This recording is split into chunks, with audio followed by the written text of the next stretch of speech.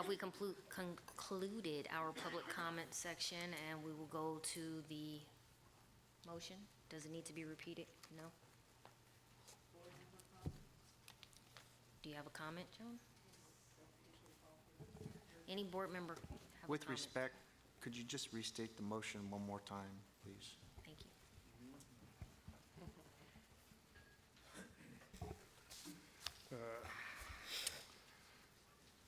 To approve staff recommendation and direct staff to consider battery storage system size, complexity, voltage, and potential risk.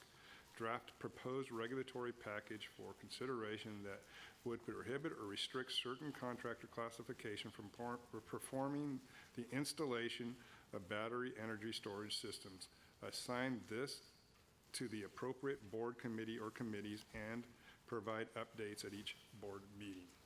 Thank you. Madam Chair, through the chair, Counselor, so we can be absolutely clear here, if and when this passes, nothing will change in the industry until there have been hearings and studies. Am I correct? Well, actually, nothing will happen until you adopt some changes to your regulations and they're approved by various control agencies, including the Director of the Department of Consumer Affairs, Business Consumer Services and Housing Agency, the Department of Finance, and the Office of Administrative Law. So there are many layers of government that this would have to go through before it ever became regulation. It could be 2 years from now, it could be 4 years from now, and there'll be plenty of time to find out the facts. Am I correct? Yes. Thank you. Okay.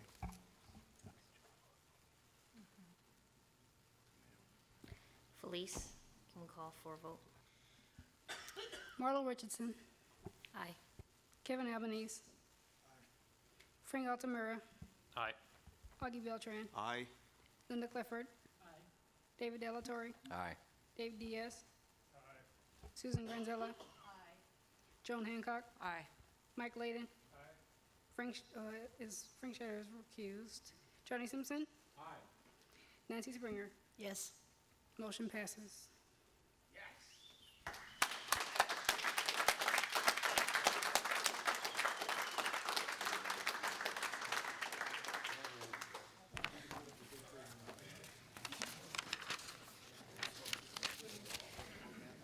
We'll be moving on to agenda item F2, review and possible approval for the December 13, 2018 board meeting minutes.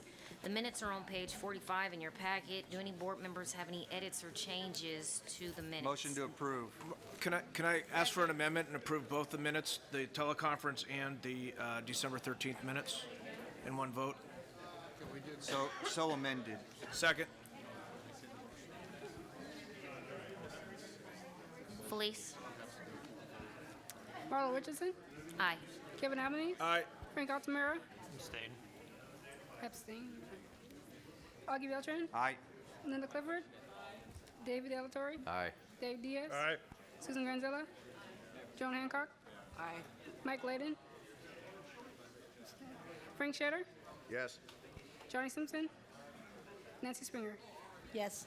Motion passes.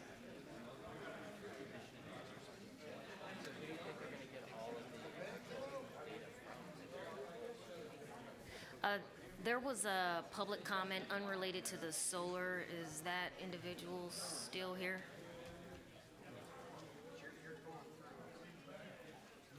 All right, we'll be moving on. The strategic plan involves the objectives of the newly implemented 2019 to 2021 plan. We will not be going over all of the objectives today. Would you ask the audience to go outside or please quiet down because we can't hear you over here. Sergeant, can you please assist us with escorting the individuals out so that we can have continue our meeting? Thank you, sir. And maybe we can close that door as well. Maybe we can close that door as well.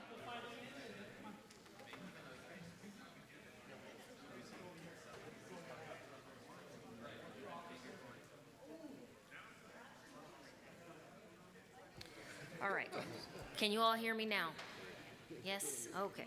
Today, staff recommended to change the March 2019 target date of the enforcement objective 2.1 on page 72 to correspond with the target date of the public affairs objective 4.2. After publishing it, it was noted the two target dates did not align. Can I please get a motion and a second to approve the amendments to, oh, we already did that. Second. Sorry, no, we did that twice. Thank you. Second. Second, over here. Proposed regulations on page 87 of the meeting packet is Agenda G. We have to call the roll of the vote on that. Call the roll first, on and that then you motion. should take public comment before every motion, just reminding, we have to take public comment even if you don't think there will be. I know, I thought I repeated a motion that we had already done twice. Right, but you didn't take public comment on it. Was there any public comment on the motion that was previously stated by Kevin on the amendments? And then she asked. Felice, can you call roll? Marla Richardson, This should be on the strategic plan. I was Aye. the motion, and Aye. Froggy was the second. Frank Altamira, Aye. Lucky Beltran, Yep. Linda Clifford, Yes? David Delatory, Aye. David Diaz, Yes. Susan Granzella, Yes. Joan Hancock. Mike Layden. Frank Shatter. Aye. Johnny Simpson. Nancy Springer. Yep. Motion passes. All right, thank you. I believe we're now on G? Yes. Page 87, proposed regulations. I will turn this over to the Legislative Committee. Linda, if you can do this, please. Yes, thank you, Chair. Agenda item G is the proposed regulations, review, discussion, and possible action to initiate rulemaking that affects section Title 16, Division 8 of the California Code of Regulations. We are on page 87 of your packet. This section of the packet details the amendments to CSLB regulations which will be required to implement Assembly Bill 2138. Assembly Bill 2138 was signed by the governor on September 30th, 2018. This bill limits a board's discretion to deny a license to an applicant with criminal history. To have regulations in place by July 1st of 2020, when AB 2138 becomes effective, the board needs to adopt the regulatory language and submit its package for review by DCA prior to April 30th, 2019. To meet the expedited regulations review process that's been proposed by DCA. The board will be asked to approve the regulatory text and changes that have been distributed as a handout and direct staff to initiate the rulemaking process. Before that, I'd like to defer to counsel for the board, Christy, who will walk us through the proposed changes in the handout. So does everyone have the text in front of them so we can be on the same page? This is it. If you don't have it, is there anybody who doesn't have it? Looks like this. Looks like that.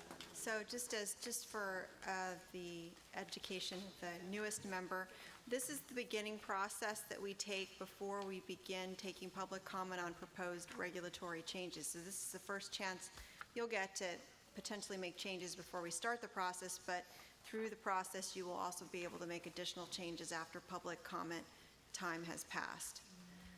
So effective July 1st, 2020, as you heard, the Assembly Bill 2138 that was just passed last year, Chapter 995 Statutes of 2018, will require boards in this department to amend their existing regulations governing substantially related crimes or acts and rehabilitation criteria. You have in front of you 5 different regulatory proposals to amend existing regs and add a new regulation in order to update your regulations to address changes by AB 2138.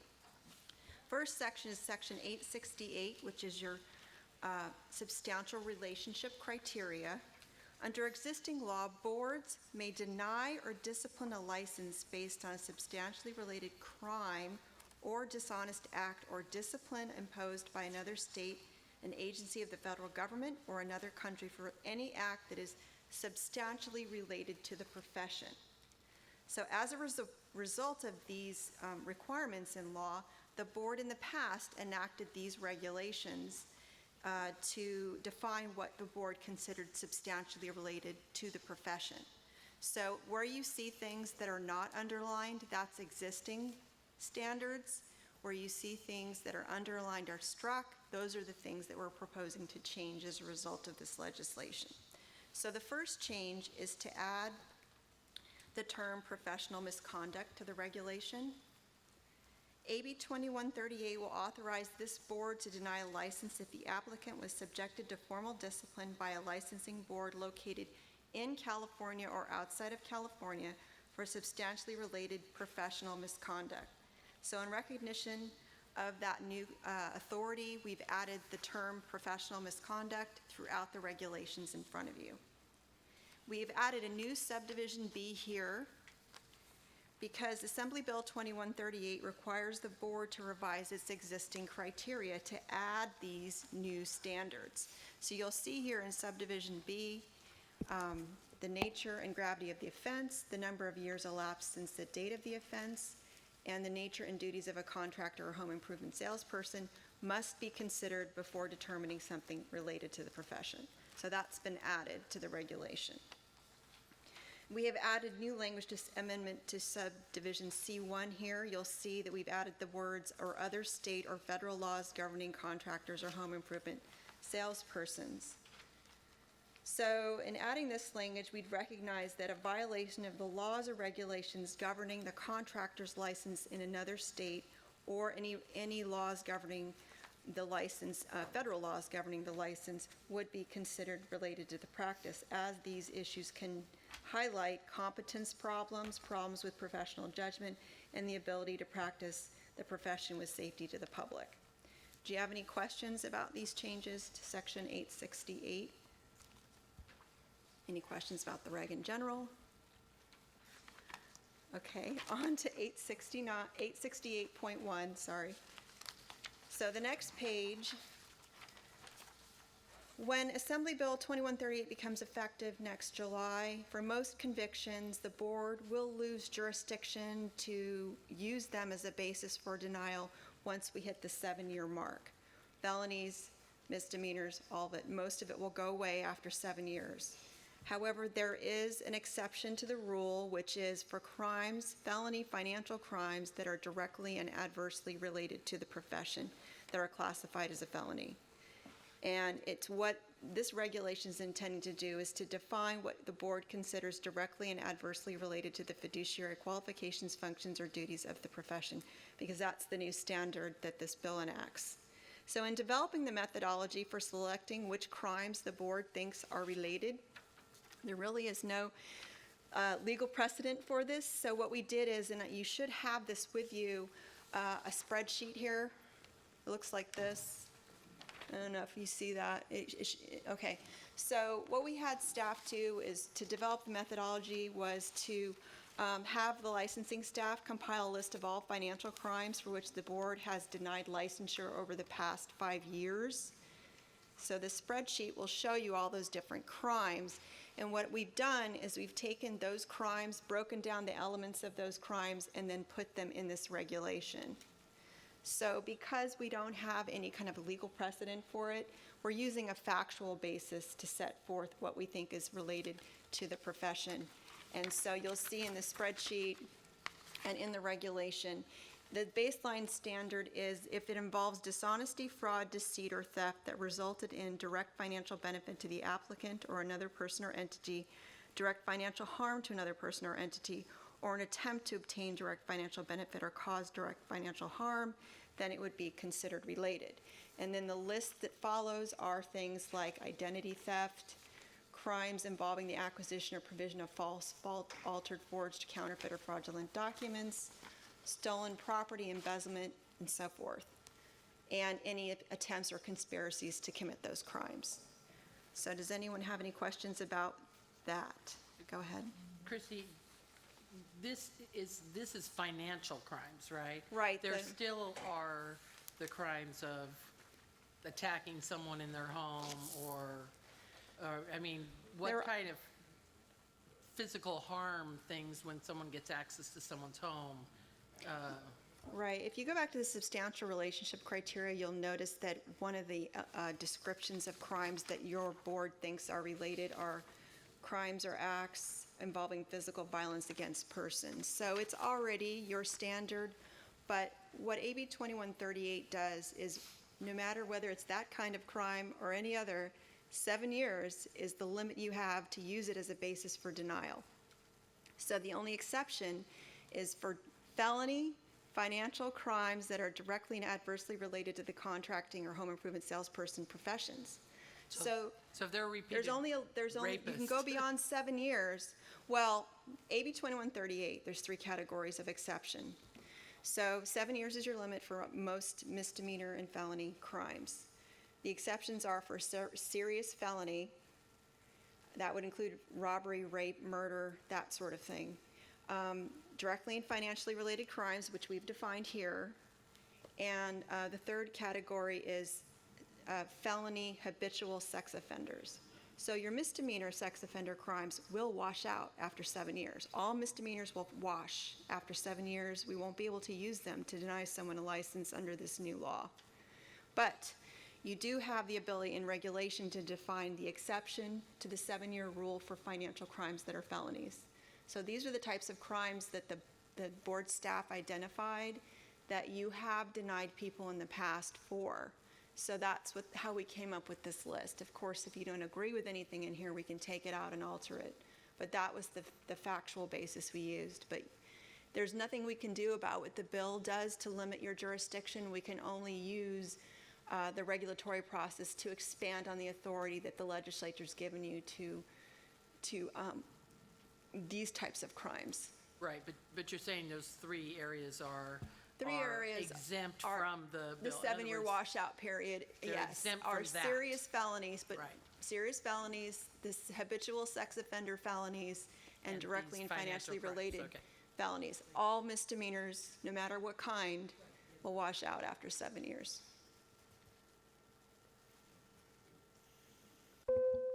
And Christie, that's even if there's a pattern. Doesn't matter. Doesn't matter, yeah. Yeah. Was there any board comment? Additional? Any public comment? I'm not done. Sorry. I wish I were. So there's 5 proposals. We've gone through 2. So the third one is your rehabilitation criteria. So when we're looking at whether to deny an application, it's a 2-step process. The first one is the crime or act related to the profession? That's the substantial relationship criteria we just went through. The second one is, even if there's a basis for denial or discipline, the person may be so rehabilitated that it doesn't matter and you don't use it as a basis for denial or discipline because they're fully rehabilitated and safe to practice. Because the role here is not just to deny people for an issue, it's to look into their past and their future and see how they're doing and see whether they qualify for a license or should be disciplined. So that's what the rehabilitation regulations do. And bear with me because this is a really complicated one because your process is a little different than some of the other boards. And so with the rehabilitation criteria, we have 2 options for you.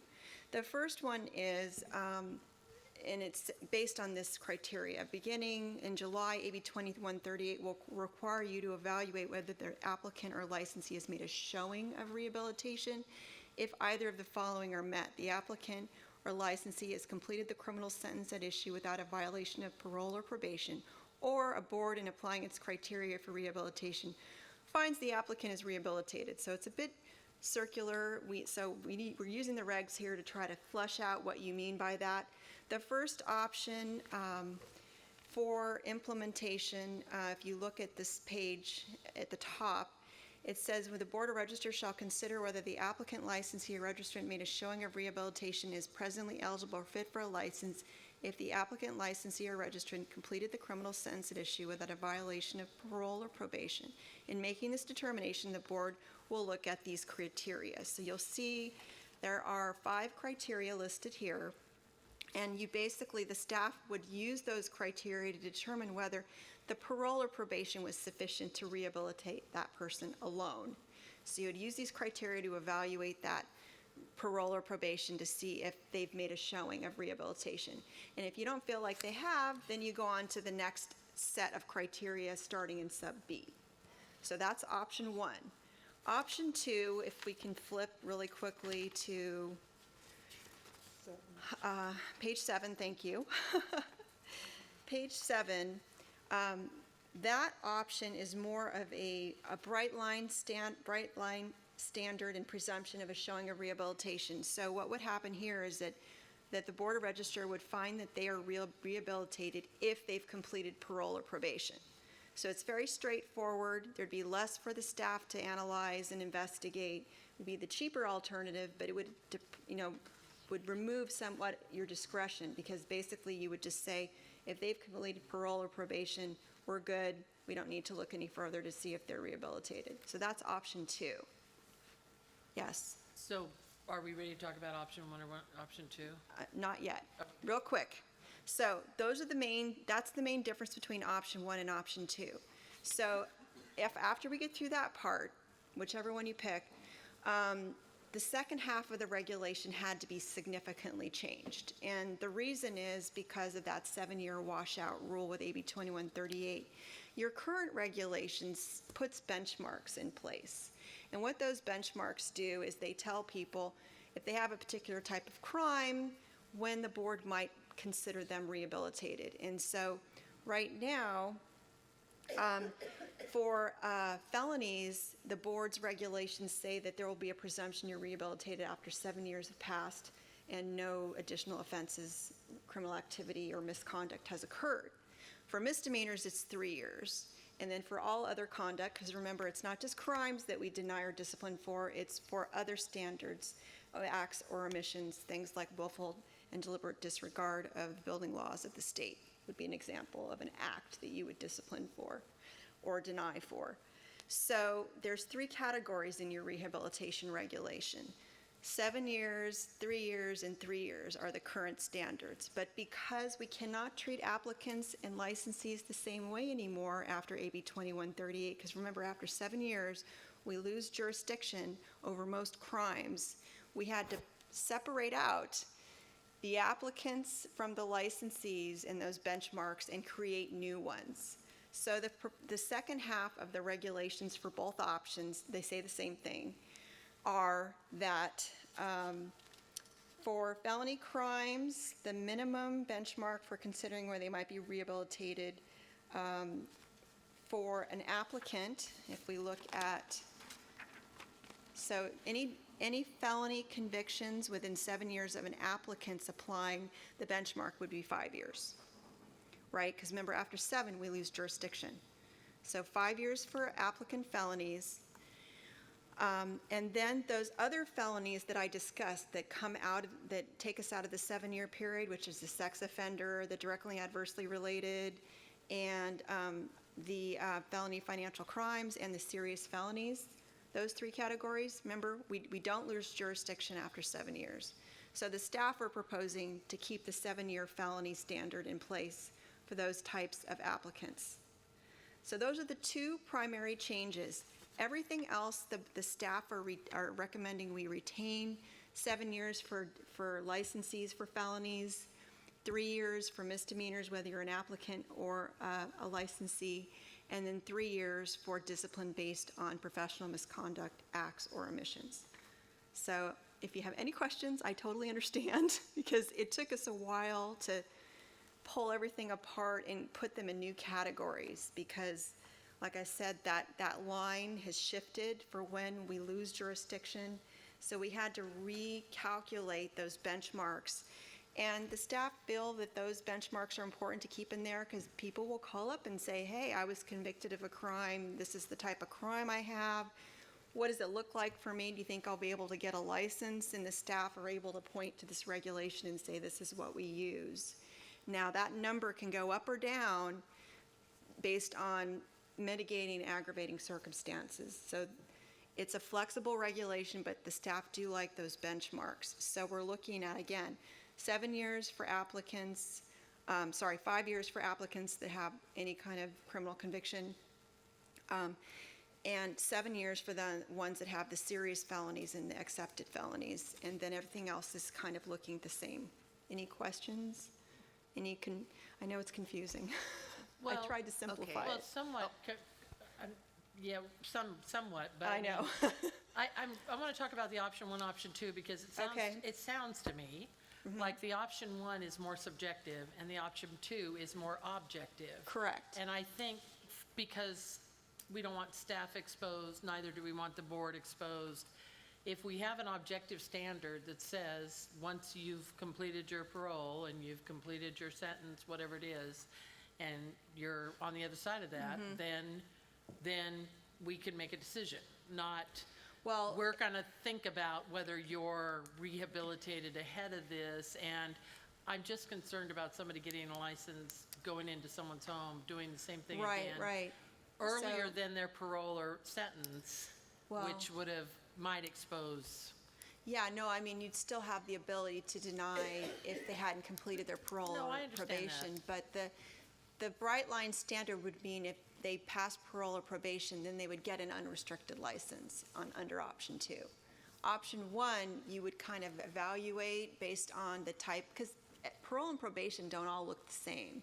So you would have the ability to look at those probation terms to see if, like, for instance, they got a domestic violence conviction. Did they take anger management classes as part of their parole or probation terms? Did they have an alcohol problem and they went to AA or they went through a rehabilitation program? That So kind of you're right, thing. it is confusing, because I didn't see it that way. If the reality is, option 1 allows you to. It say- does. It allows you to judge on the crime and on the completion Yeah, and that. you would examine, under option 1, there's 5 criteria, and the staff would use the nature and gravity of the crimes, the lengths of the applicable parole or probation periods, the extent to which the parole or probation period was shortened or lengthened, and the reasons the periods were modified, the terms or conditions of probation or parole, and the extent to which they bear on the rehabilitation, like we just discussed, and the extent to which the terms or conditions of parole or probation were modified and the reasons for modification. So All it right. would be more, you're right, a subjective, there would need to be investigation. It's up to you whether you think that's important or not. So there's always a question about, with the subjective work that the staff would have to do in determining whether to, grant a license. Right. How much more time would that take? Correct. Also, they're making judgment calls on things that they would have to either research or ask about, so. Correct, yes. I mean, and quite frankly, the staff, what Justin might be able to answer. okay. Comment on that, 'cause this is extremely important. When we talk about rehabilitation, we're talking about financial crimes. In construction, you have contractors that commit felonies, diversion of construction funds, grand theft. That's what we're talking about here. We need to be able to consider that before licensing somebody. We're not going to be doing anything we don't already do today. We already do that. But I would just ask that you not take that away from the staff, the ability to look at that. Okay. Any other questions on? Option 1 is closest to what we're doing already. Yeah, I mean, it would be a little more work, I think, than what we do standard, but I mean, Justin might be able to. Well, we Pipe in. just don't want to be licensing people that owe consumers tens of thousands of dollars. We have to be able to look at that. We can't just simply say because the court said they're off probation or parole, they're suitable for licensure when they haven't proven rehabilitation. We need to be able to Okay, anyone else? Just in an effort to expedite, I mean, the staff recommendation is the proposed regulation, which everybody's had a chance to look at. Okay, And option 1 is the case by case. And this is to go into rulemaking, so there's going to be plenty of opportunities to really look and digest each one of these. So with that as a background, I'd make a motion to adopt the staff recommendation. Second. there's 3 motions. Time out, we have 3 votes, unfortunately, we have to go to, so. Yeah, So you can make the first one, which is, the first staff recommendation is to approve the proposed regulatory text and changes for section 869 that allows CSLB staff to engage in a case-by-case determination about the rehabilitation of each applicant or Yes. license. And I would make the motion to adopt the 3 staff recommendations on page 88 in one fell swoop. I mean, it's up to you if you want to do all 3 at once, but let's just make sure everybody's read the 3 and knows what they are. So I just read the first one, 869, that allows CSLB staff to engage in case-by-case determination. The second staff recommendation is to approve the proposed regulatory text and changes to sections 868, 868.1, 869.5, and 869.9. The third staff recommendation is to direct staff to submit all approved text to the Director of the Department of Consumer Affairs and the Business Consumer Services and Housing Agency for review. If no adverse comments are received, authorize the registrar to take all necessary steps to initiate the rulemaking process, making any non-substantive changes to the package and set the matter for hearing. So are those, you want to make all three of those? I did. Okay. Do we have a second? Okay. Felice, do you know who the second is? Okay. Is there any public comment on these?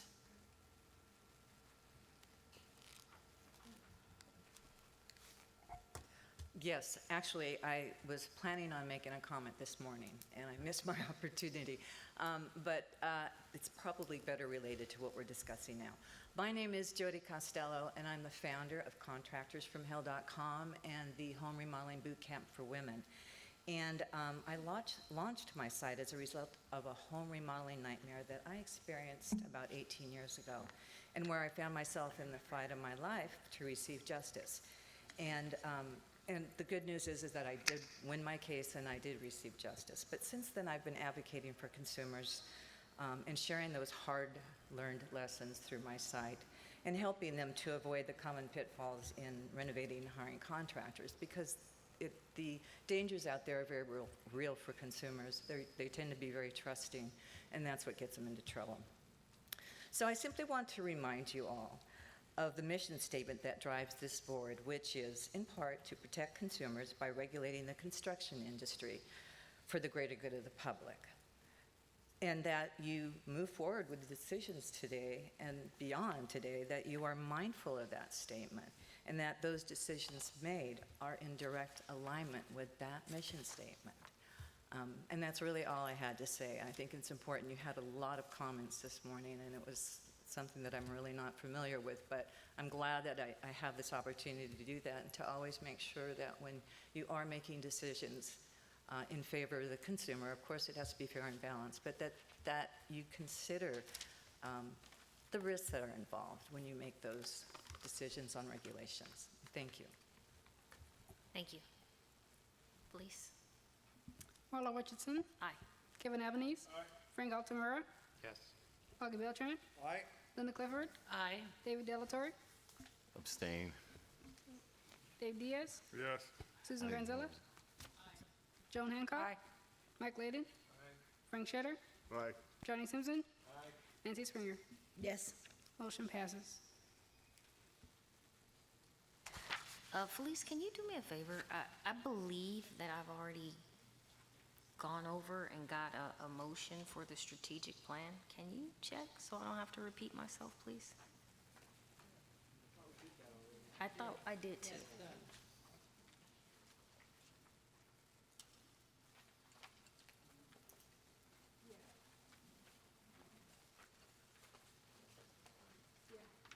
Okay, Tanya. Go. Okay.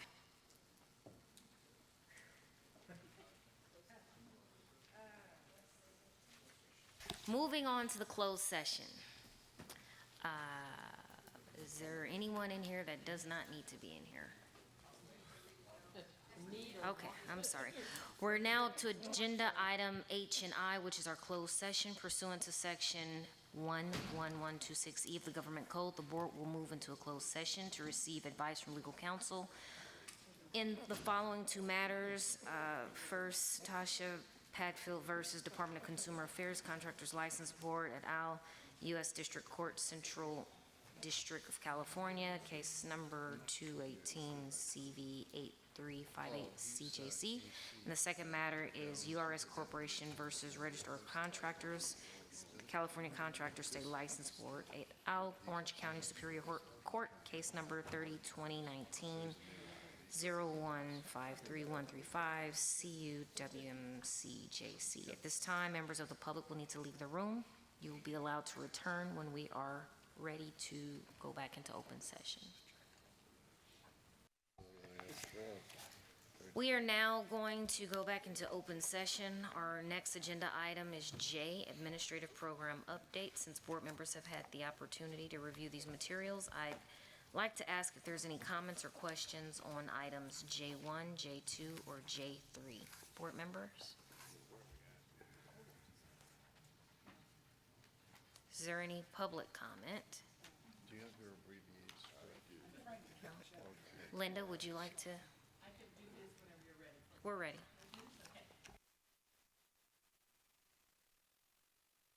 Sorry. Hi, my name is Sarah Kane, and I'm a legal volunteer representing Elder Law and Advocacy. Elder Law and Advocacy provides free legal advice and Medicare counseling for seniors living in San Diego and Imperial counties. The organization would like to thank and express its appreciation to this board for taking an interest in and responding to complaints about unscrupulous contractors who are selling property-assessed clean energy, PACE, products to senior homeowners in our area. We will continue to direct client victims to the board to file complaints, and we look forward to continuing our mutual work to protect victims from losing their money or homes because of PACE. If anyone on this board would like more information on this issue, please contact Carolyn Riley, Supervising Attorney and Executive Director at 858-565-1392. Thank you. Thank you, Linda, for sharing that for her. Next, we will be going on to agenda item K, licensing, and I would like to turn that over to Committee Chair Frank Schetter. Thank you. The licensing program update begins on page 113 and contains the statistics through January 31, 2019. In the interest of time, I will not ask Justin to summarize the report, but I did want to mention that CSLB has seen a 22% increase in the original applications. All application processing units are caught up and are between 2 and 3 weeks in processing times. Do the board members have any comments? Seeing none. Does anyone from the public have comments? Seeing none. We'll move on to testing program update. The testing program update is on page 131 of your packet. Again, in the interest of time, I will not ask Justin to summarize the report. Do the board members have any comments? Seeing none. Does anyone from the public have comments? Seeing none. We're moving on. Final remarks. The licensing committee will be held in Sacramento Thursday, May 2nd, 2019 in the morning. An agenda for the meeting will be available in the coming weeks. And a licensing report. Thank you. Moving on to agenda item L, enforcement. Committee Chair Kevin Albanese. The enforcement program starts at page 139. Any questions from the board? Any questions from public? That concludes the enforcement section. Nicely done. See how this one goes. Agenda item M, public affairs. We're going to turn it over to Joan Hancock. Starts on page 151 of the packet. I have no preliminary comments. Are there any public attending that want to make comments? Board members, any comments, any brief comments you'd like to make? All right, moving to M1. Yes, go ahead. I'm sorry. I just think it's important that I bring this up, and that is the Find My License contractor. So I've been getting some feedback on that, good feedback, and I just wanted to pass that along. People like that. They do realize that it gives quite a bit, but they like that tool to be able to use that. So they just asked if we can fine tune it a little bit more, and I said that we were trying to look at that. So, thank you. Good job. I have to backtrack because there was a comment I wanted to make, and that was to staff.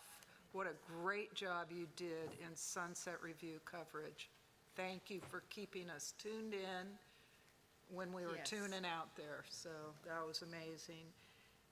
That's it. Okay, on to the public affairs program update. Our only agenda item this afternoon is M1, and Rick will work on that.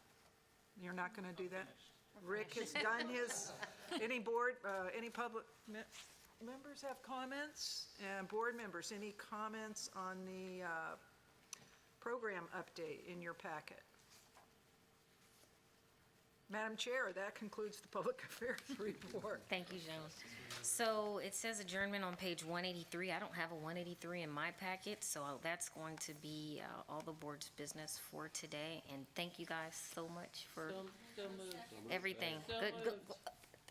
Motion, approve. Felice, please. Who was the second? Linda. I made the motion. I don't know who. I'll second it.